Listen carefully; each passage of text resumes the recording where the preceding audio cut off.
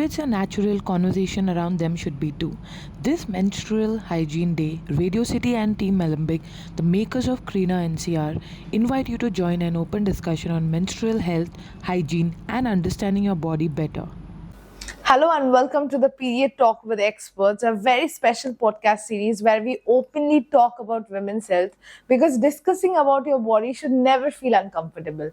And I am your host Namrata Guha, and today we are discussing about a topic which affects almost every woman, but it's just surrounded with so many myths, hesitation, and silence: menstrual health and hygiene. And joining here with me is Dr. Suranjita Majhi, a gynecologist surgeon with years of experience. So, doctor, welcome to the show. Thank you for having me. Actually, I'm very happy that we're having this conversation on this menstrual health, which is an important part of our overall health. Absolutely. And awareness on it can improve the quality of life in many women. So, my first question, which is very basic: normal menstrual cycle আমরা কাকে বলবো? A normal menstrual cycle usually occurs every 21 to 35 days, and it lasts for about 2 to 7 days. Okay. However, there can be some variations from women to women, like some can have lighter flow, some may have moderate. But what is important is the consistency. When a woman suddenly notices a change in her period in terms of bleeding pattern or flow or pain, that should not be ignored. Right. So now that this is something that every woman should be aware of, right? And even the schools and colleges, the Supreme Court of India has right now emphasized on the importance of menstrual hygiene as well. So what are those basic practices that a woman can follow during this period? Yes, you're right. Menstrual hygiene is very important, not only for the comfort, but also to prevent risk of infection and skin irritation. Some few tips may be like you should change the sanitary pad every 4 to 6 hours, or maybe more frequent if she bleeds heavily.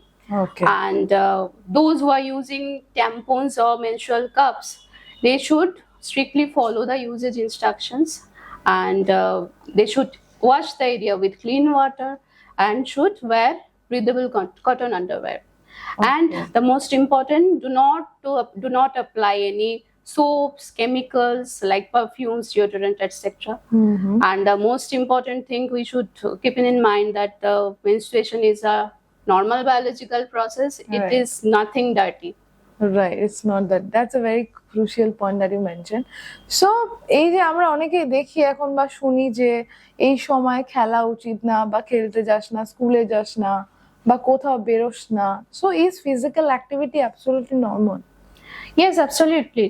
যদি বলো, জিজ্ঞেস করো যে না কেন, সমস্যা কি হবে, আমাদের দিক থেকে মেডিকেল কোনো রিজন নেই যে না এগুলো অ্যাভয়েড করা উচিত until the women is feeling unwell.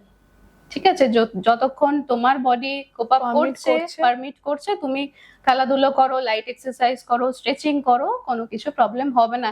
Actually এগুলো কিন্তু তোমার মুড সিমটমস গুলো ইমপ্রুভ করে। কিছু সময় তোমার ক্র্যাম্পস হতে পারে মাইল্ড, সেগুলো ইমপ্রুভ করে, মুড ভালো রাখে, মুড সুইংসটাকে কমায়, তো এগুলো পারফেক্টলি নর্মাল। সো আমরা এখন মেনস্ট্রুয়াল হেলথের ব্যাপারে যেহেতু কথা বলছি, so how much it is directly connected to nutrition, কারণ অনেকেই ব্যাপারটা বুঝতে চায় না যে এটার কোরিলেশনটা কতটা ইম্পর্টেন্ট। নিউট্রিশন, সত্যি নিউট্রিশনের ব্যাপারটা আমরা বেশিরভাগ মেয়েরা এগুলো ওভারলুক করে, হ্যাঁ, স্পেশালি বাচ্চারা যাদের একদম ইনকমপ্লিট ইনফরমেশন আছে, যেগুলো আমরা অ্যাডভাইস দিই মেয়েদের যে একটুখানি আয়রন রিচ ডায়েটের ওপর যাতে একটু বেশি করে খাবার খায়, যাতে গ্রিন লিফি ভেজিটেবলস থাকবে, শাকসবজি থাকবে, মিটস থাকবে, জ্যাগারিজ, ডেটস, এগুলোতে লেগুমস, বিনস, এগুলোতেও প্রচুর আয়রন সোর্স থাকে।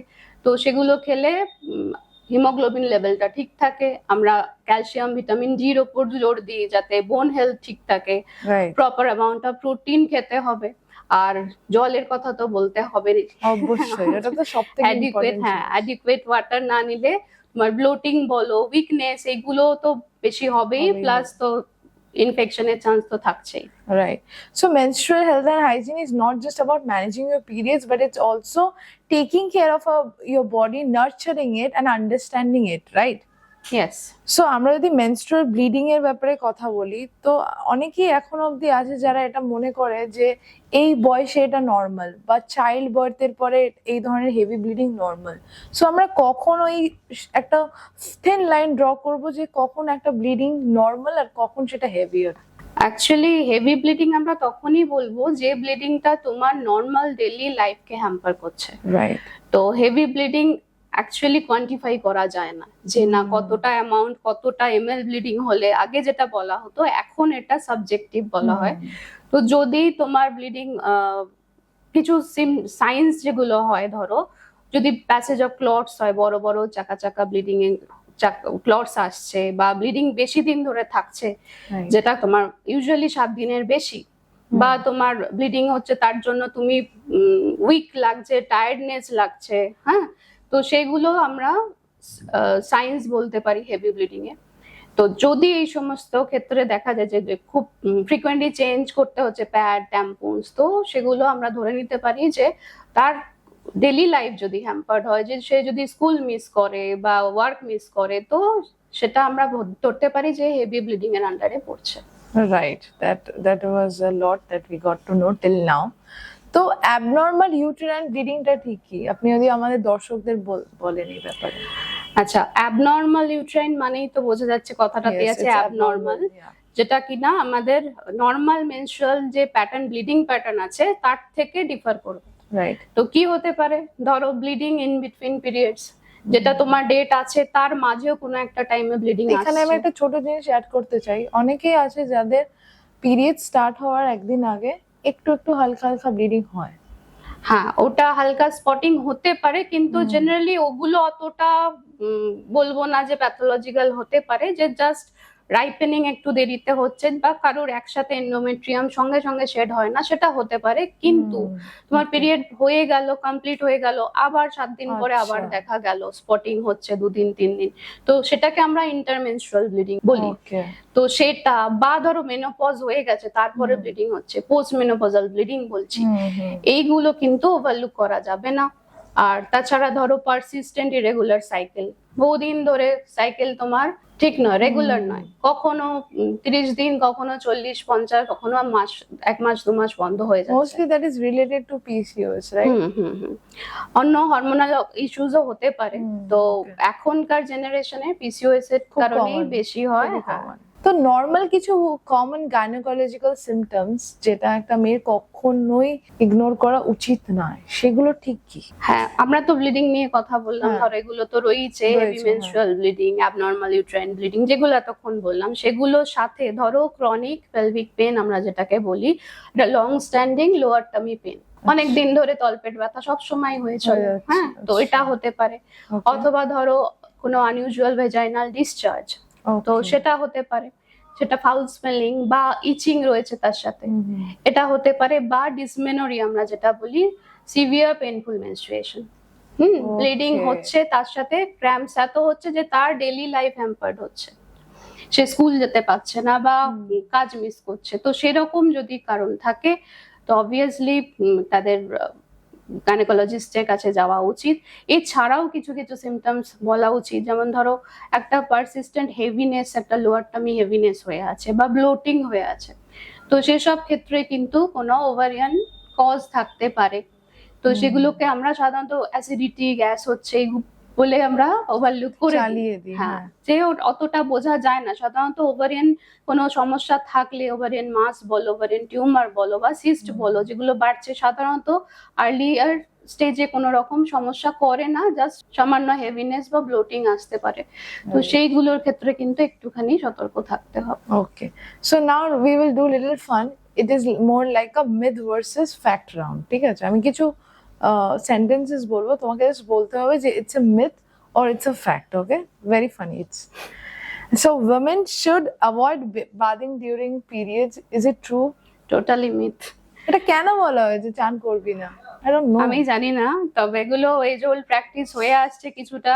হ্যাঁ, তো ওই সময় হাইজিন মেনটেন করা অনেকটাই ইম্পর্টেন্ট। তো পুরোপুরি সেফ, তো বরং বলবো না স্নান করলে আরো বেশি ক্ষতি, হ্যাঁ, তো ইনফেকশনের সোর্স হতে পারে। তো আমরা এতক্ষণ যেগুলো হাইজিন Right, প্র্যাকটিস right. বললাম, তো সেগুলোর সাথে বাথিং তো অলওয়েজ একটা important. So severe period pain is normal. It's always normal. Is it true or not? No no no, never. Okay. Heavy periods are something women should have to tolerate. মানে have to.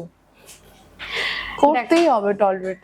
Many women normalizes these symptoms Right. over years. Actually, heavy bleeding তো তোমার iron deficiency, anaemia করবে, তোমাকে week করবে, তো কখনোই এটা tolerate করা উচিত নয়। আমাদের সেফ এফেক্টিভ ট্রিটমেন্ট আছে, সেগুলো শুরু করলে অবশ্যই এটা পুরোপুরি ঠিক হয়ে যাওয়া সম্ভব।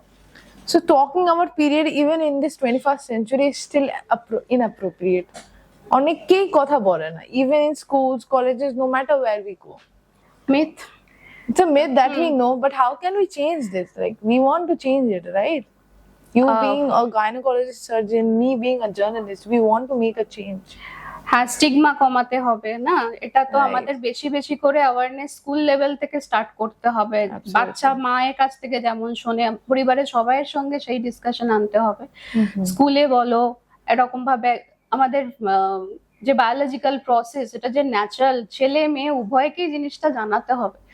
তবেই না এই জিনিসগুলো স্টিগমা নয়, জিনিসটা ন্যাচারাল প্রসেস, সেগুলোর অ্যাওয়ারনেস ক্রিয়েট হবে। Right.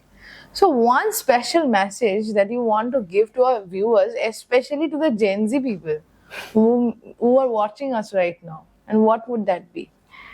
So women should not feel shy whenever there is any concerns related to the period. Right. So they should seek the medical advice. Like in case of any changes in a period, heavy bleeding, cramps, menstrual cramps, or persistent irregular cycles, they should not ignore these symptoms. Right. And proper nutrition, timely care, and the awareness can make a significant difference. We all know. We should be aware of that. So thank you so much, doctor, for such an informative and practical session we had. I guess our viewers got to know a lot of things today. And apart from that, to the people who are watching us right now, your question matters, your health matters, and asking or seeking for help is always a sign of, you know, the strength and not something that you should be discouraged to ask about.